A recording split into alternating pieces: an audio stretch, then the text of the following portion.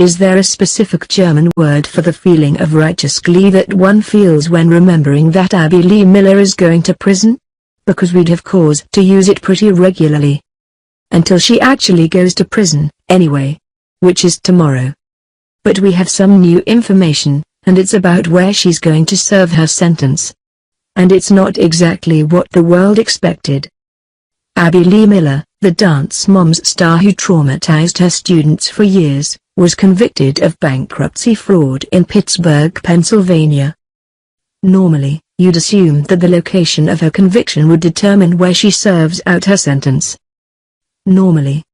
We don't know if this is fame working for her or how white-collar crimes are treated or white privilege in action, but Abby Lee Miller requested to be sentenced somewhere else.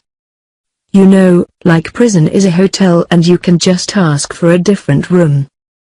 And her request was granted. On 2 p.m. on Wednesday, she must report to the FCI Victorville facility in Victorville, California to begin serving her sentence of 366 days. That's right. Abby Lee Miller will serve a sentence close to her home in San Bernardino. You know, because she asked. The drive from Victorville to San Bernardino is about 40 miles. With speed limits being what they are, she's less than an hour from home. We can't help but think of how many people are in prison who didn't do anything wrong. Some who are innocent, and others who committed crimes but no wrongdoings, like people convicted of drug possession. Some of those people have children and spouses and loved ones who never get to see them. Why? Because they're in prison 3 hours away, and most single parents work and can't take 6 hours plus a visit out of a day, let alone put their young child through that. Meanwhile, Abby Lee Miller is going to be practically a stone's throw from her house. The world is terribly unfair. By all reports, Abby Lee Miller is terrified about entering prison. First of all, who wouldn't be? But she's probably going to a facility for white-collar criminals, so we really shouldn't imagine an orange is the new black setting.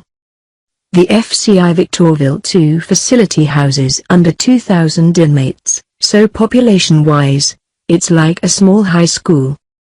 It's a medium-security facility, so it might not feel like a summer camp for the inmates.